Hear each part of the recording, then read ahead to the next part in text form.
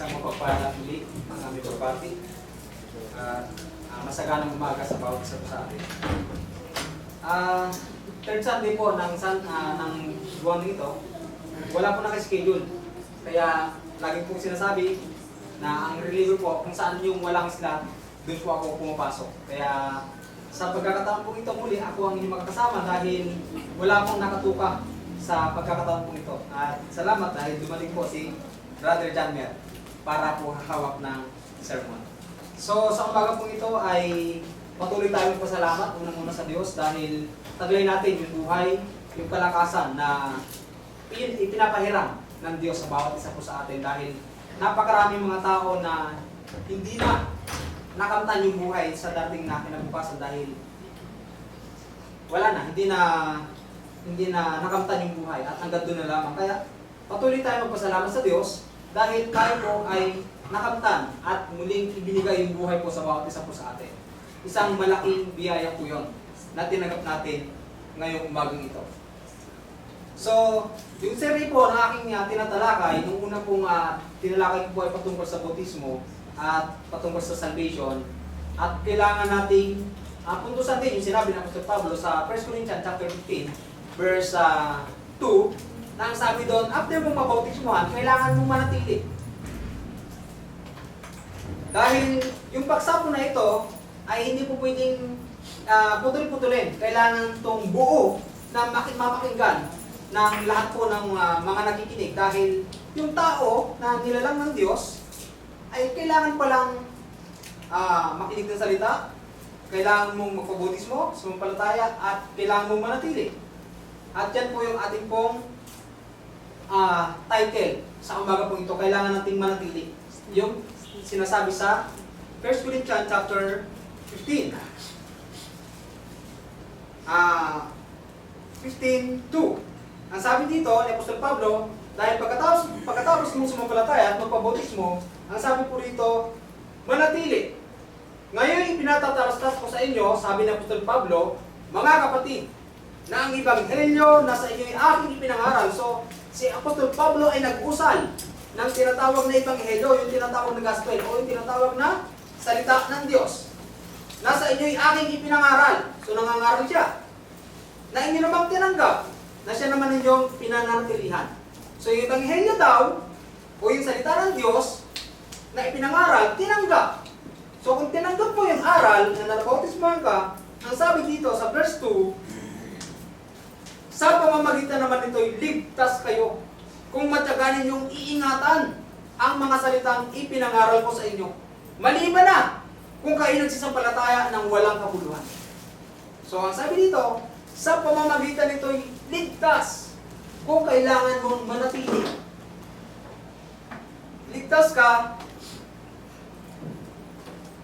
pero dapat kang manatili. Sabi ng Apostol Pablo, tinanggap nyo yung Ebanghelyo, yung Gospel, yung pinangaral niya, na siya naman nating pinanatilihan. Ang sabi dito, meron tayong gagawin, pagtsatsaga ng gagawin. Ang sabi dito, sa pamamagitan naman ito, ligtas kayo. Kung matyagaan yung iingatan yung mga salitang ipinangaral ko sa inyo, mamaya, hihimay-himayin natin kung ano ba yung ipinangaral niya Apostol Pablo. Ano ba ang dapat nating pananatilihan dito sa mundo ito?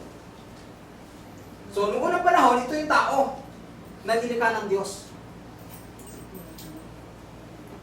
Wala pang kamay.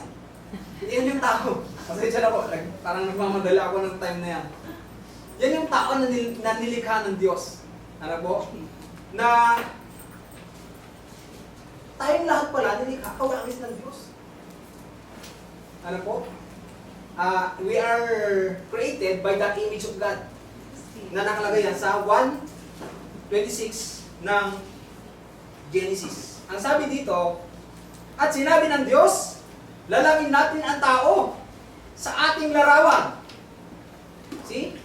So, yung Diyos,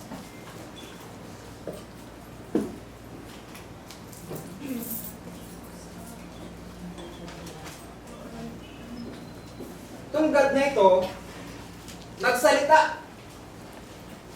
Sabi niya, lalangin ko yung tao. Pagkatapos po kasi ng malikha ang langit, lupa, at saka yung mga tirahan, mga tawag dito, yung tirahan ng tao. Sabi niya, kailangan kong lagyan ng tao ang aking nilikha. Ito yung huling nilikha ko, yung tao. Ang sabi niya dito sa 126, na gagawin ko ang tao ayon sa aking larawan. So, perfect ito. Yung tinatawag na tao nung una. Ang sabi dito, basahin ko po. At sinabi ng Diyos, lalangin natin ang tao sa ating larawan, ayon sa ating wangis. At magkaroon sila ng kapangyarihan sa mga isda sa dagat at sa mga ibon sa ipapawid. So, nangyari ba yung sinabi ng Diyos na tayo ay mayroong kapangyarihan sa isda sa dagat? Meron tayong kapangyarihan sa mga hayop na pwede natin silang patayin kung anong gawin natin sila. Meron tayong karapatan na gawin yun dahil sinabi ng Diyos yun na meron kang kapangyarihan sa mga bagay nito. So, kung yung iba hindi naniniwala sa Diyos, bakit nangyayari yung mga bagay na ito hanggang sa kasalukuyan? Tapos kung mababasa sa atin, yung nakaraan ko kong sinabi na sinumpa ng Diyos ang babae na maghihirap sa panganganak. Nangyayari ba? Nangyayari. Dahil ang nagsalita, Diyos. 3:16 po yun ng Genesis. Sinabi niya sa babae, para ramihin kong luba ang inyong kalumbayan at ang inyong paglilihi, manganganak kang may kahirapan. Sino nagsabi nito? Ang Diyos na makapangyarihan sa lahat, na siya nating sinasamba ngayon pong umagang ito. So, nangyayari po ba? Yes, nangyayari kasi salita ng Diyos. Kung wala ang Diyos, walang tao sa mundong ito. Ayon yan sa John chapter 1, patuloy po yung pagbabasa. So, yung nilalang ng Diyos, na ito, nakawangis niya, banal ito, perfect yan. Sinabi sa yung kasabihan ng sanlibutan na nobody is perfect, meron po perfect Ang sabi po sa 131 ng Genesis, at nakita ng Diyos ang lahat ng kanyang nilikha. Narito, napaka buti. Hindi niya sinabing mabuti lang. Ang sabi niya, napaka buti. So perfect siya. Nahulog yung sa pagkakasala ang taong ito na nilikha ng Diyos dahil dumating yung ahas. Yung demonyo. Kumain sila ng tinatawag na prutas ng pagkaunawa. Nasa Genesis din po yun.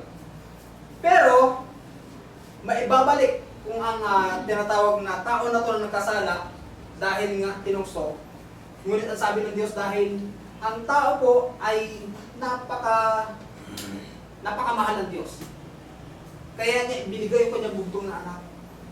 Kahit na nagkasala ang tao, nagbigay siya ng solusyon para ito po ay maibalik sa tinatawag na kaligtasan. Ang sabi niya sa 1 Timothy chapter 4, chapter 2, verse 13.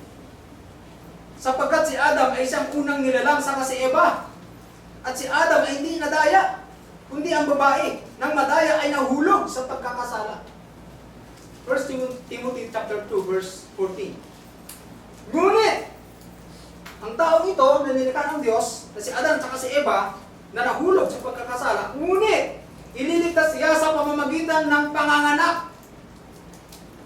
So, kailangan itong tao na to, sa huling panahon po kasi, ngayong last days, yung tao na ito, na nilikha ng Diyos, kung matatandaan ninyo, sa Matthew chapter 28, 18-19, ang sabi niya, gawin ninyong alagad ang lahat ng bansa.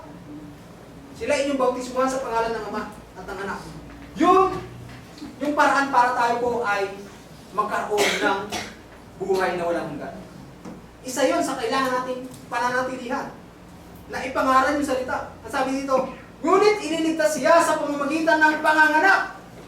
Kung sila ay magsipamalagi sa pananampalataya, sa pag-ibig. So, kailangan mong manatili sa pananampalataya, sa pag-ibig, sa pagpapakabanal na mahihinahon. So, yung tao na nilikha ng Diyos, na nagkasala, ang sabi niya, may ibabalik ito, maliligtas ka, kung ikaw ay ipapanganak ng muli, o ikaw ay mababautismuhan. Sinabi nga po yan ng ating Panginoon Jesucristo sa Matthew chapter 28.